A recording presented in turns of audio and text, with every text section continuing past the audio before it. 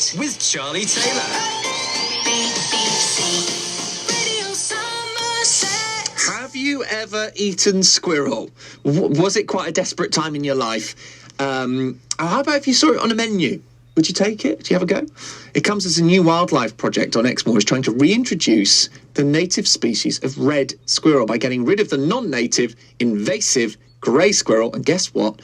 The greys could end up on our plates. It just immediately reminded us of the programme Friday Night Dinner. This is amazing, Mum. Thanks, darling. Very nice, Jackie. Lovely bit of squirrel. Which, if I went to a restaurant and was eating squirrel, I'd be saying that every mouthful. Big fan of Friday Night Dinner. If you've not seen it, I think it's all available on all four online. Very much worth it. Very funny series. With me now is Kerry Hosegood, who is the Acting Wildlife and Woodland Management Officer for the Exmoor Squirrel Project. Kerry, morning. Thanks for joining us today. This is a serious point, isn't it, really, to eating squirrel, which we'll get to in a moment. But first of all, let's talk about the project to reintroduce wild red squirrels to Exmoor. So what's the plan there? Hi, Charlie. Good morning. So essentially, there's a lot that people don't know about grey squirrels. Just giving a little bit of information. So the red is our native squirrel. And in Great Britain, it's down to an estimated 120,000 for reds in comparison to now an estimated 3 million invasive greys. So the reds are now risking extinction. Well, gosh, there's a big difference there. It hit home to me a little bit earlier this month, actually. I was on holiday in France and we saw some squirrels and they were red squirrels. And I thought, that's a bit unusual, isn't it? The red squirrels. We looked it up and actually red squirrels are far more common on the continent than they are in Britain. So actually we are, I guess, here we're just so used to seeing grey squirrels. I don't think I've ever seen a wild red squirrel in this country. I mean, that's how... No. We're not used to it, are we? No, I mean, some of your listeners certainly today will have remembered seeing reds in the wild, especially down in the south, down here, between 60 to 70 years ago, perhaps. And some of them may have even remembered collecting greys' tails for £0.50 apiece, because that was part of the management plan back then. Gosh. Well, it's not quite the plan this time, is it? I don't know. What do grey squirrels do then? Why are they so bad for the UK? Okay, so there are a couple of reasons why the greys are so bad. Let's start with woodland, because that's what we do as a business. We try to ensure we keep the beauty of our landscape. So the grey squirrel is wreaking havoc on our woodlands, which are resulting in an estimated £40 million a year being lost through tree damage. So essentially what they're doing is they are attacking the phloem, which is a section in the bark of the tree which contains all of the sweet sap. And they do this in stages. So they'll do a small test piece the size of a thumb, then they'll do a hand-sized piece, and then they'll strip the tree completely bare, which will ultimately end up in tree death. So we're seeing a lot of damage to young plantations, which is seriously going to jeopardise efforts to establish new woodlands for nature recovery, natural flood management, carbon sequestration, and sustainable timber production in the near future. Not only us looking at our landscape now, it's changed dramatically over the last 150 years. And if we don't do anything or don't put good action plans in place, it's going to change so dramatically that we won't recognise our landscapes at all anymore. So that's the grey squirrel there. So that's not just squirrel behaviour. That's specific to grey squirrels. So what makes red ones so special? Just that they don't do that. There has been research gone into it, and reds do occasionally try and go for some of the trees to get some of the sap out, but there's a very big difference here. All of our native tree species have evolved with the red squirrel. They are much, much smaller, and they do far less damage. So there is a symbiosis between the two, whereas the grey are opportunistic feeders. So not only do they strip our woodlands bare, they actually eat our native songbirds as well. So there is some research that's gone into essentially how much damage they're doing to our songbirds. They will take the eggs out of the nests. So all of those lovely grey tits and blue tits that you see in the spring, they'll go straight for their nests to take them out and have a munch on them as well. They're quite bad, aren't they? There's a lot of criticism here for grey squirrels. Okay, so apart from giving £0.50 to people who turn up with grey squirrels' tails, probably not going to happen now. What's the plan to get rid of them? Okay, so there is a mass plan in place, and it might be worth saying that obviously the project that we're doing at the moment, which is the Exmoor Squirrel Project, is part of a countrywide rollout of management.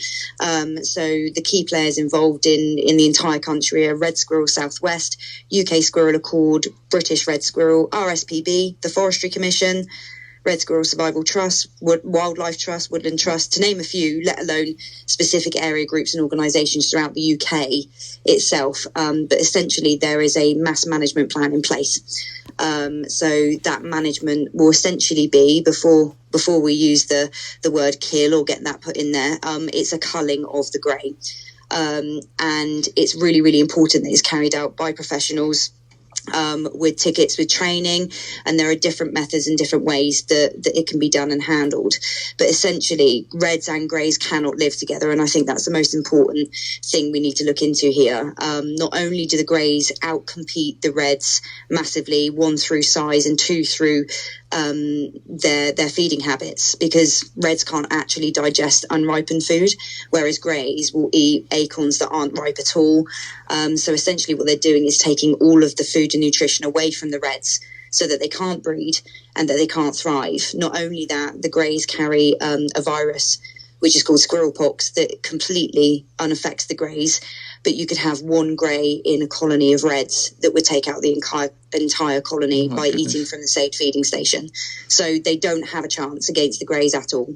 So they cannot survive in the same environment, the same habitats together, unfortunately.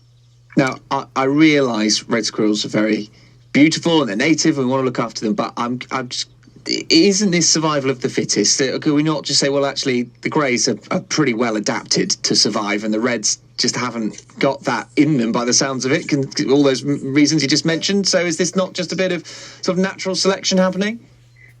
Great question. It's not natural selection at all, because unfortunately us as humans did what we do best and we interfered. We brought the greys over here from America as presents for higher families and some levels of aristocracy, thinking they were lovely and wonderful. And I think there was a statement that 8 to 12 were let go across the lawns, and they went forth and multiplied, and they did just that.